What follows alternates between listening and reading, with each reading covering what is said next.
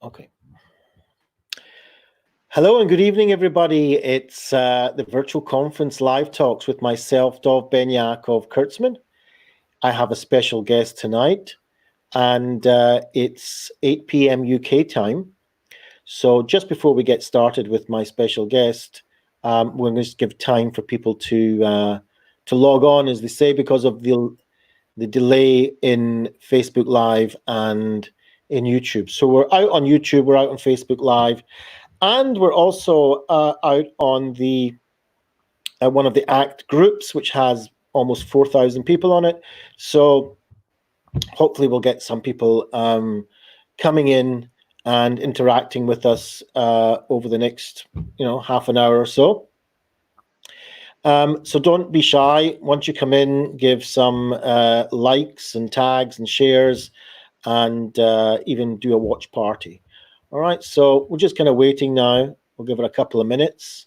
We'll see who is coming in. It's expected that there'll be people from not just the United Kingdom, but of course, because of time zones, we'll just see who manages to come on. So if you're coming on now, then just give us a wave, give us a comment, just tell us you're here, where you're coming in from. We're going to have a wonderful evening tonight. We've got a brilliant guest on.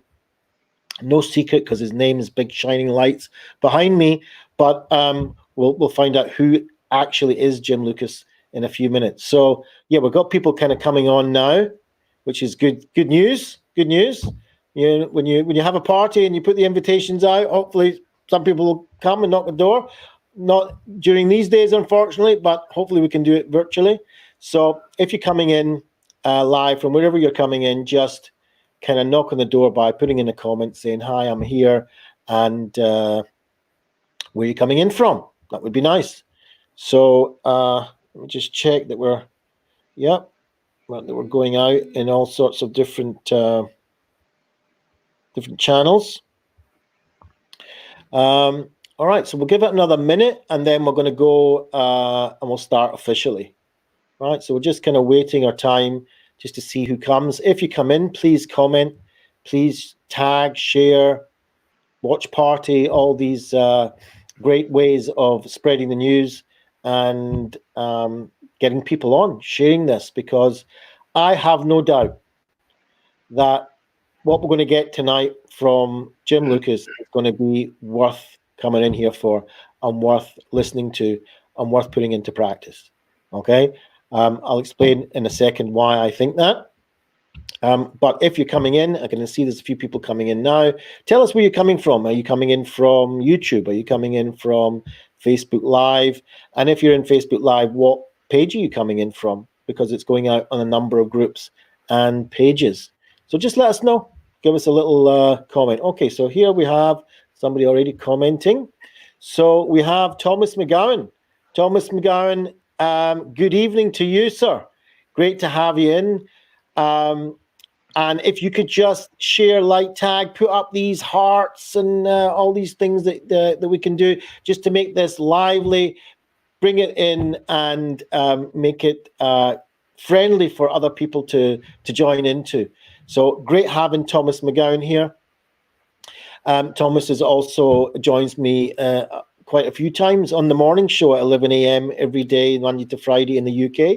So it's great to have you here. Okay, now I'm beginning to see people are coming. Hearts are beginning to go. Jim's sitting in the green room.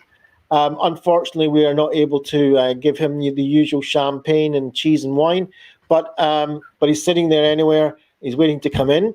So great to have comments. All right. So I see that Thomas is on Facebook, so that's fantastic. I see there's other people joining up. So the more that come in, the more of an experience we can have together. And don't forget that we want to have comments. We want to have an interaction with my special guest tonight, and it's not just a lecture. Okay, so just let's make it interactive. Thomas, let's get it going. Let's get people going in here and have some good comments coming, some good questions coming, and building up the atmosphere. Okay, so that's what we want to have. This is not about a lecture. This is not a university lecture or anything, or a podcast or a vlogcast or any of these kind of things. This is about being in the room with Jim Lucas and getting some skills from him, getting some experiential stuff coming through. And I think, if I'm not mistaken, we're going to have a really nice night. No pressure to Jim, though, sitting in the green room, though. We'll get to see him in a few minutes. So, all right. So we're going to give it, let's say, another 30 seconds, and then we're going to move right in so that we're not holding people back that have made the effort to come in, and then we'll see who joins us on the way. So giving it another 20 seconds, and we're in 20 seconds, just about the time that takes to wash your hands properly and sing happy birthday twice, as we're told. So counting down now from basically from 10 seconds, and we'll be in.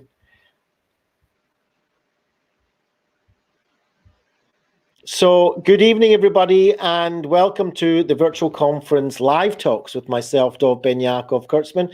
We have a special guest. Those who were with us earlier saw Richard Bennett, and I explained there how Richard Bennett was one of 3 people who were my first teachers in acceptance and commitment therapy, and I have great respect for my teachers. This is another one of them. One of the number 2 of the 3, Jim Lucas, who I met all these years ago. We couldn't work it out, 6, 7, 8 years ago, in the first ACT Week in Birmingham University. So it's great to have one of my greatest mentors, my first teachers, here with me tonight in this series of live talks that I'm doing with the greatest therapists, researchers, authors, psychologists from around the world. We've had people like Ben Sedley from New Zealand. We've had Amy Murrell from down south in the United States. We've got Richard Bennett from the UK. We've had Jim Lucas coming in now from the UK. We've had Tom Tsubo from the United States. And we've got a whole list that's going to come after the holiday break. Some of us are going to be celebrating some sort of holidays, and if not celebrating holidays, one is bank holiday weekend here in the UK. So that's very significant. We're going to have a break. We're going to come back around about the 20th of April with a whole list, including Kelly Wilson and a whole bunch of other great guests that we're going to have. All right. So without further ado, this is not about me. It's not about anyone else apart from you and Jim, who's made the effort to come in to speak to us tonight and to see what he can offer to make our lives a little bit more manageable during this time. So without further ado, I'd like to introduce you all to Jim Lucas. Hi, good evening, Jim. Hello, Dov. Hello. Nice to see you. How are you? Wonderful. I'm so happy, as I explained before, to have you here. We haven't met since, in person, that is, since our conference in Spain just under 3 years ago now. But as I explained, we first met, you know, more or less about 7 years ago, I think 6, 7 years ago. So we've been in touch kind of virtually. We've met each other now and then, and it's really great to have you. Unfortunately, under the circumstances that we're in, but that's the way of the world at the moment. And we've got people tuning in, we've got people coming in, and you know, I'd like to bring you in also as somebody who's important to me, and I believe has something to offer the people watching. So without further ado, I don't introduce my guests. I give them the chance to do that themselves, and then we'll move into it. It's very informal. We'll see, you know, how experiential we'll get. Just before you start, though, I just want to say that Thomas McGowan has said he shared this into different various groups, so we're going to get people coming on. He loves the morning sessions, and he hasn't been this week, but that's okay. There's no obligations to anything here. So back into Jim. Jim, over to you. Well, thank you, Dov, and I'm honoured to receive your invitation to be part of this this project and this service that you're offering to people. So I'm grateful for that. I'll introduce myself a little. So I live and work in Birmingham in the UK. I'm a father to 2 small children, and a husband, and in my work, I do a few different things. So I run with, as being in the area of cognitive behavioral therapies, and in particular, acceptance and commitment therapy. And I also at the University of Birmingham, who are undertaking their cognitive behavioral therapy diplomas, to health service, increasing access to psychological therapies program, and also kind of app training around different locations, and also part of Birmingham App Week, which hopefully this year will be our 7th year. So I think it was probably 2013 or 14 we first met, Dov. Yeah, that's right. So So that's wonderful. And just to explain to everyone watching and yourself, I don't know what it is from your side. We're experiencing a little bit of weak bandwidth problems. So not to worry, we'll just carry on and we'll see what we can, how well we get on. Just to let you know from your side, if there's any way of improving that, then just to let you know, Jim. All right, so okay. Yeah. So as I said before, big welcome to you. And living at home with your children, and you said you've got 2 young children at home. During this time, I think there's a lot of people watching that have young children at home. And what's it like for you to be at home now with these children? I don't know if they have any understanding or what's going on, but there's no doubt in my mind that they'll be picking up some kind of vibes or some feelings of what's going on in the world at the moment. Children, have this instinctual sponge-like way of knowing what's going on, even if they don't fully understand it. So what's the situation? How's your family coping with this? I think it's got different moments to it, really. Sometimes it's great, we're in new territory where we're spending much more time together. They're not at school, obviously. I'm not going out to work, and some of those things are kind of amazing to get to spend that much time with each other. And then, of course, there are other moments where it's a lot harder. They miss their friends, and we're trying to do some online stuff, and it's not the same. And so there are moments where that becomes frustrating, where it becomes sad, and we're also just kind of bored a lot of the time as well. And so that's part of their struggle that they're sort of having to kind of navigate about it as well. My wife's a key worker, so Right. she's So that's this easy. week. Yeah. No, and have to go and work in the hospitals, and of course that's amazing work that people are doing. But she's in mental. She's going out and there's a post to and then me, I run my own practice, so in my business, so there's the anxiety of, will that survive, kind of what we're going through at the moment, as we don't know how long we're going to be in this situation and what will happen at the end of it. So we're each on our own and together kind of navigating this particular kind of context, just as so many other families out there are also doing that. Right. And are your children, how would you say your children are reacting? Are they aware of something different going on, or are they in bliss and managing to get through this? No, they're certainly not in bliss. I mean, they're 6 and 8, so they have an awareness, at a conceptual level of this, but also they're living kind of the consequences of it. Like I say, not getting to see their friends, not getting that freedom of movement so much.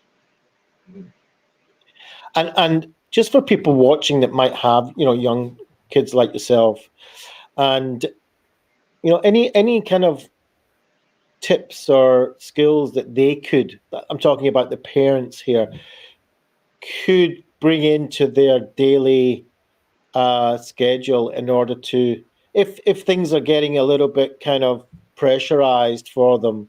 You might have work, just like you said, or one of the partners might be out, as a key worker, something similar to yourself, where things might be, it might be one of the partners are not used to even dealing with the kids normally, and they're now at home and the other one's outside. Is there something that you could offer them at this time? Yeah, I mean, I'll tell you what's kind of working for us, at least some of the time. And that's kind of a combination of three things. And that's setting up some structure to the day. So we can all kind of get some of what it is that we need for ourselves. My children kind of need a mixture of fun, relaxation, learning, time with us. So structuring the day that they can do that, and then structuring the day where I get to do a range of things that I need to do as well, because we're all in a space where the different roles that we have are now colliding. They're no longer happening in separate spaces. So that structure is something that I think is kind of really necessary to each of our well-being. And within that also, I think kind of self-care is important, is that we might have tendencies as we're more stressed and anxious here.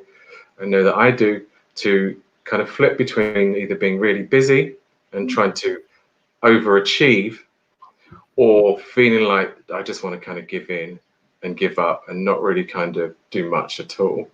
Right. And the risk then is that my routines kind of just disappear, and then I stop being able to kind of look after myself. So trying to navigate that balance between those two things, I think, is useful. And then the third thing I think is trying to stick together as a family, because we and so many other families are spending so much more time together. Those little things that kind of irritate us about each other are going to be much bigger and much more amplified. And so it's like, well, what can we do then? What can I do? As I tend to kind of get stuck in those moments, or react in ways that that make it worse rather than better as well. So I guess I'm saying structure, self-care, and trying to stick together as a family. So yeah, so that structure, I think I also agree with you that it's really important. We got some advice that I came across the last few days ago from one of the astronauts in the space station. I mean, how confined can you be if you're in the space station? And I think those who went up in September are not. I don't know when they were planned to come back down, but I don't think they want to come back down at this particular point. So I think they're kind of stuck up there for a while. And one of the things that they mentioned was also structure, having some sort of structure in their life. So I think that's really relevant. I've got a friend of mine who's a expert in negotiations, and also for help preparing soldiers to be prisoners of war. And one of the things that he speaks about also is if you're captured, and so a lot of the time you can be put into solitary confinement and things like that, and all sorts of nasties. But one of the things, if you want, is to keep some sort of structure to your day, to your week, keep some sort of orientation so that you don't become even institutionalized in a way, because everything's the same, isn't it? It's the same four walls. It's the same, even the kids get their structure from, well, they know they go to school, so it must be a school day. They know they're off, so it must be an off day. Maybe they do this at school or that at school. So there's a certain structure to their life according to what their context is. But here we're all in the same context every single day. And at one point, we might not even know the difference between day and night. The lights are on, the lights are off.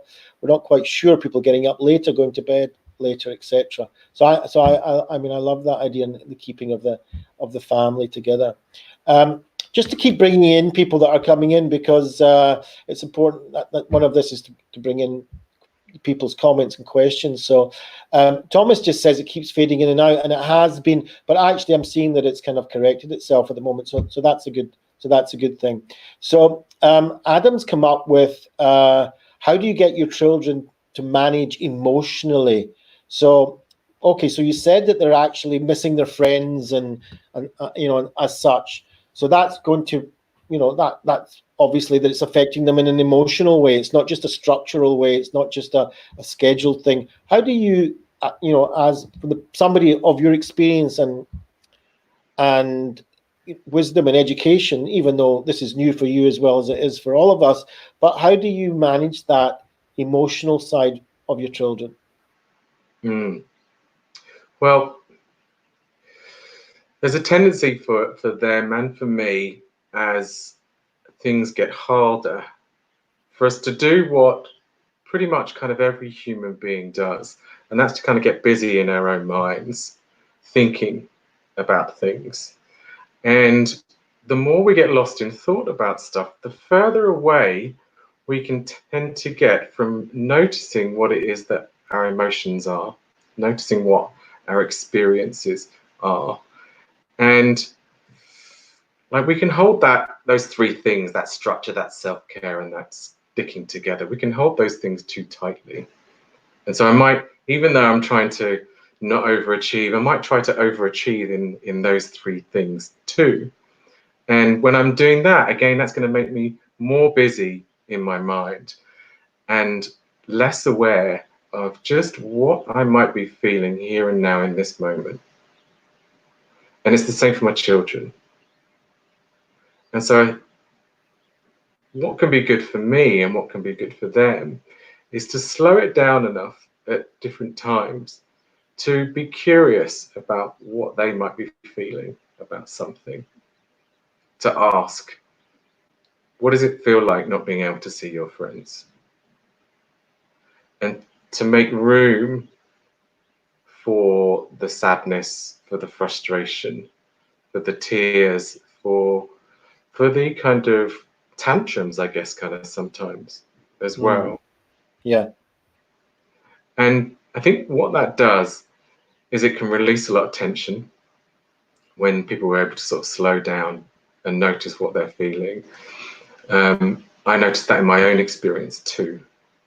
Right. And then what it helps me do is it helps me to just acknowledge the feelings that I'm having. And I see how useful it is for them too, because although they might be really distressed and upset about, what they can't do, when they're able to just express what they're feeling and have me hear it, and have me hear it in a way where I'm not trying to fix it too, but just kind of, yeah, I would feel that too. It provides a soothing, just kind of in those kind of very moments. Nothing really much has to be done, but it provides that soothing that I think can help emotionally.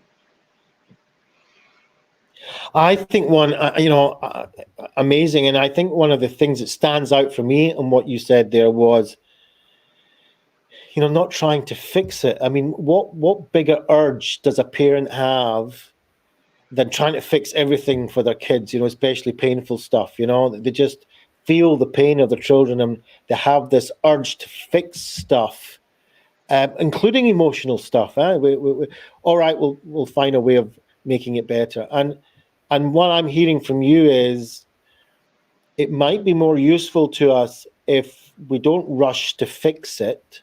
Maybe we can't fix it. And first of all, to acknowledge that in ourselves, that this might not be fixable, but by just joining with them and being with them and them knowing that we are with them, and being with that sadness and teaching them almost how to be with that sadness. I think that's something that's missing a lot in our society, is our parents or our teachers teaching us how to be with our emotions, how just to be with our sadness, the difficult emotions especially, and just sit with them sometimes, as you said, slow it down and feel it. And I think that's a wonderful lesson. Not easy, but a wonderful lesson for a parent, a lesson for the rest of their lives they'll be teaching their children. But there's that battle that's going to be going inside a parent, isn't there, of, okay, I can sit down with the pain of my child while they're crying and then serious pain. And on the other side, I'm dying to get them an ice cream and say, oh, don't worry, everything will be all right. And let's go play a game and stop crying and everything will be hunky-dory. I mean, there's that conflict, isn't there?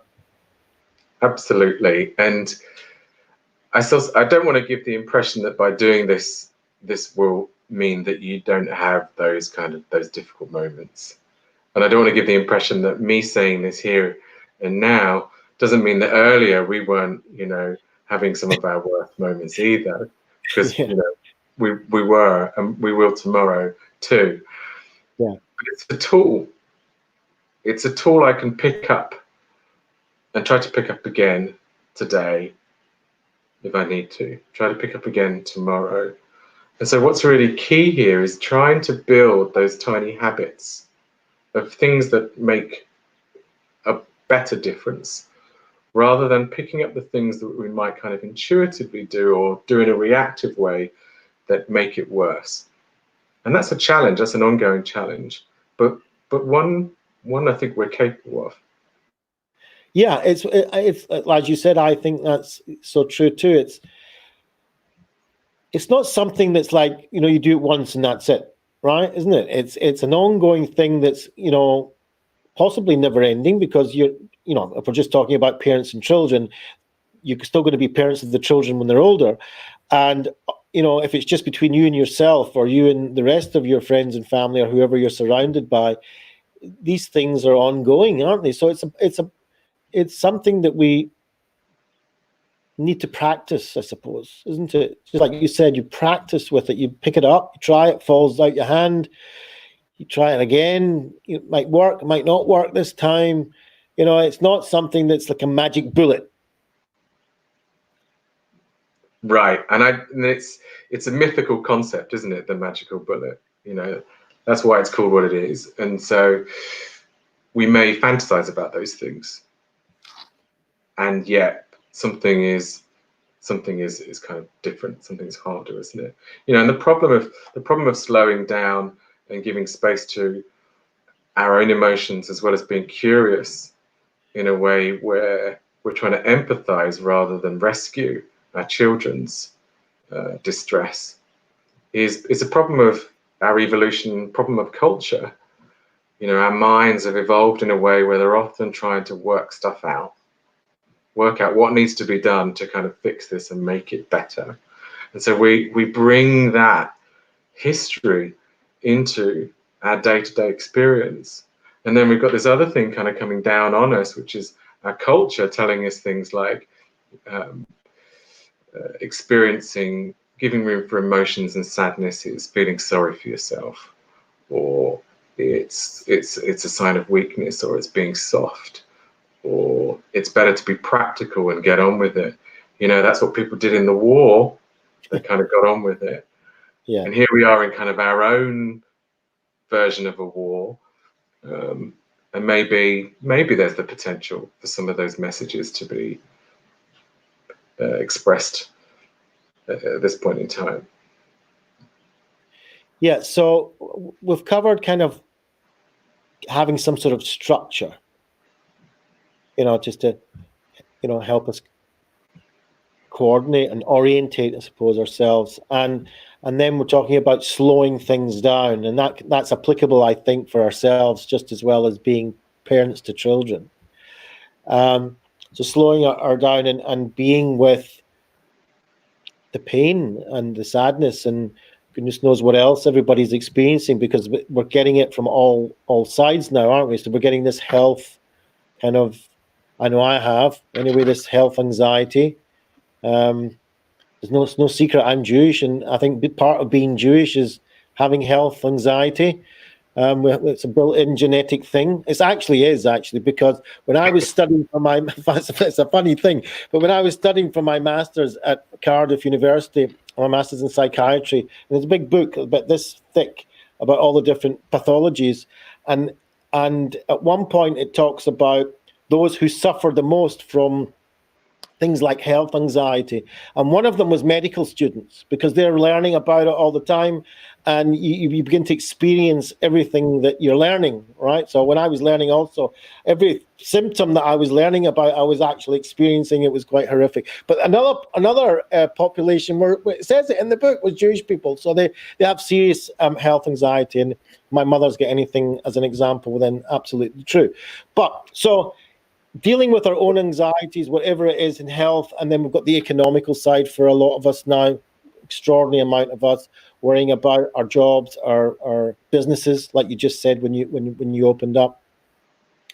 And then we have also the economical, not just the personal business or job, the whole society's economical fears and threats that we're going through, as well as, not just emotional, and being cooped up in these kind of submarines that we're in now. Our houses have become, I don't want to use the word jail, but it's certainly become a place where we're imprisoned in at the moment. And in some countries, they're imprisoned so much that are not even allowed out the front door. So, and I was just reading earlier that some people in Spain just now are at a stage where if you need to walk the dog, you've got to let it out on its own almost. And if you if you live in a block of flats and you need to take it out because you can't just let it out in the garden, then you've got 50 meters and that's your lot. You get the dog done and then you're back at home. So it's really constricted. People talking about the loss of our civil liberties, which us in the Western world is something that's holier than thou. I mean, this is how we live. We live with physical and freedom. We can walk around, we can do what we want. And that's all been taken away from us just now. So there's a massive amount of change that we're living through at the moment. This is our common context, isn't it? This is what we're all going through together at the same time. And in some ways, that's, I think, kind of useful. But I just sort of interrupted you there, Dov. And yeah, sure. Sorry, about to go and say on something, but I think it's also important to notice that, like you were also saying in there, is that our contexts always are variable within this common context as well. Like I've described kind of my situation, which might not be the same as your situation. And it might not be something the same as the situations that the people who are watching now. Because some people aren't able to be with the people that they care about. They don't know when they're going to get to see them again. Yeah. Other people are in homes where they weren't getting on that well before, and now they're not getting on. Well, it's worse now than it was before. Yeah, it's a kind of a pressure. Right. Yeah, and one of the frightening things is that we're going to see domestic abuse going to go up at this point in time, and so people's contexts are different, as well as we're in the same boat, the same thing. And so I think, there's this common challenge. One of the things that I'm finding useful in terms of my focus at the moment is to ask myself, what's my biggest challenge within this bigger context? Because the way that I'm reacting to it, again, won't be the same way that you're reacting to it.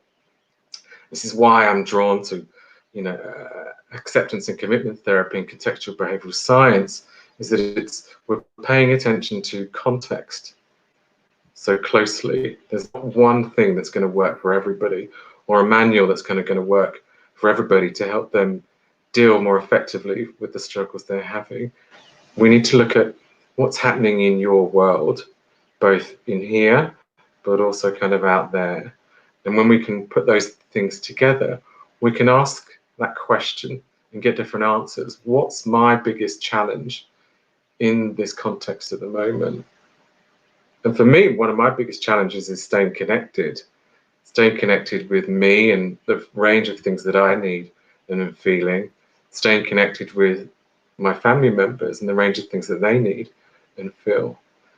So it comes around again to what I was saying, I think, slowing it down, just practicing kind of grounding yourself in your body, coming down out of the head and pausing for various moments throughout the day where I'm going to give myself permission to just pause, close my eyes and breathe.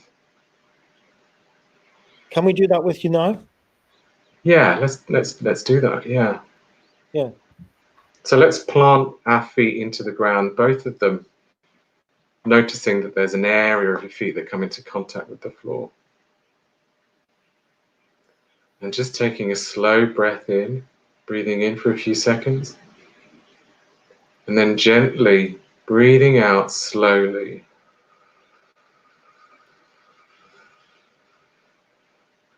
Extending that out breath to be longer than the in breath. Pause for a moment, then take another slow breath in. Pause again and gently extending that out breath out. Engaging your body soothing system when we do that. Now let's be curious about some of the other senses. Notice some sounds that you can hear happening around you at the moment.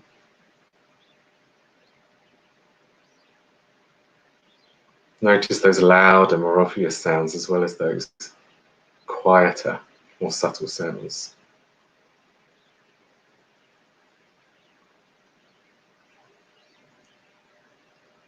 And as I do this, I notice my mind beginning to wander onto other things, and maybe you are too, because this is what our minds like to do. And that's okay. It doesn't mean that we're failing at it.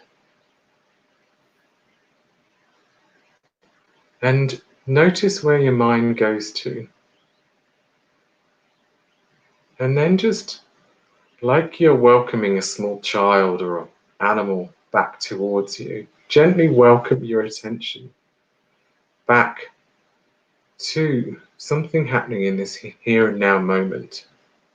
Something you can experience through your senses, whether it be sounds, whether it be something you can see in the room in front of you.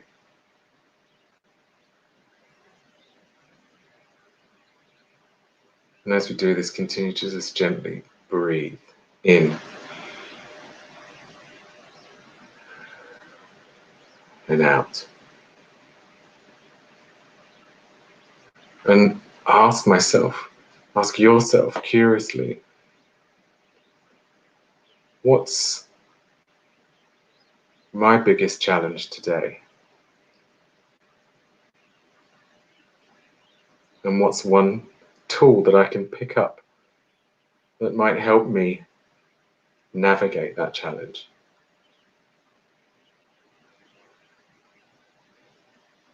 Okay, let's leave it there then, Dov. Thank you everyone for coming along with that.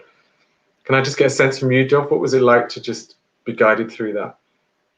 Yeah. So, well, first of all, your voice is great for this. So, but yeah, I'm a person that's moving, always moving and moving and moving, and that slowing down really talks to me. You know, that idea of it. And so when we just did that, that was the thing that really got me, is the fact that I'm slowing down when I was doing that, right? So everything was much more, it's like almost slow motion. Things were a bit clearer, the sounds were a bit clearer, the breathing helped, but most of all, my kind of whole experience was that of just doing it a little slower, you know? And the whole world seems to slow down when I did it. You know, it's not, you know, the whole thing. And it does, you know, today's been an extremely emotional day for me. You know, I've been crying on and off all day for all sorts of reasons. But so that just slowing down has been so beautiful for me, just to be now here and be with you and be with whoever else is joining us. But just that slowing down has been an experience of just, I don't know, maybe it's, I don't want to call it safe, because I'm not sure if that's really true or that's just a kind of a bird's word that I'm using, but it certainly feels, you know, like comforting, really comforting. I think that's the word. I think as well as having this mind that is evolved in us, that's always trying to work stuff out and how that can work against us, we also have evolved certain things that really kind of make positive differences as well. Like, we know how to be patient with ourselves and other people. We know how to be kind. We know how to forgive and to be compassionate. But our minds trip us up and it gets get in the way. And our minds are just reacting to kind of what we're picking up kind of happening around us as well. And so this simple tool, I really like it. And I see it make a difference in so many other people when I teach them it, and when they're able to practice it on a regular basis too, is that it can be one small thing that can open up so much, that so many things that make your life and the people that you love, their lives better too. Yeah, so just kind of to go over it, I promised you that this wouldn't take a long time. I always keep going over because it's just so addictive listening to you guys and learning from you, but I've got to stick true to my promises. But so yeah, so that, that slowing down has been really, really prominent in what you've been saying. Also that structure, which is really good, and that sense of just sitting with your emotions as well. And I think that slowing down obviously allows you to do that much more efficiently and much more, a higher quality, just sitting there, understanding a little bit of what's going on, feeling what's going on, being with the others that are with you, knowing though at the same time that there can be times when it gets pretty rough, and it's to be expected. And you mentioned also the possibilities of even people in domestic violence situations, and Tom Tsuba went on about the lessons from the Ebola time in Africa, where adverse childhood experiences went up. So there's that to be aware of, that let's slow things down a bit. Let's go along down that road if it's not possible, because the ground is getting ripe for that kind of thing the longer we're in this situation. So I think being aware of it is important, just to slow the things down a bit and think a little bit, and be with yourself before you choose a behavior that might not be useful for everybody in the room at the one time. I think I also have to take that on board, even though I'm here on my own, which has got its advantages and disadvantages. Yeah, certainly people that have got more than, and it might not just be your children, it might be your parents, or it might be your spouse or whatever, just not used to being together so, for such an intense time. So on that note, we have, we're finishing off this series, let's call it the end of our first semester. We're going to have a break, and then we're going to be coming back again after our break, about the 20th of April. In the meantime, Jim Lucas, thank you very much for joining me. It was, as expected, wonderful and helpful and useful, and I appreciate your time. Thank you to you, Dov, and thank you to everyone else who came along and spent the last kind of 40 minutes with us. So thank you very much. Take care. Thank you. Take care and be healthy. Good night.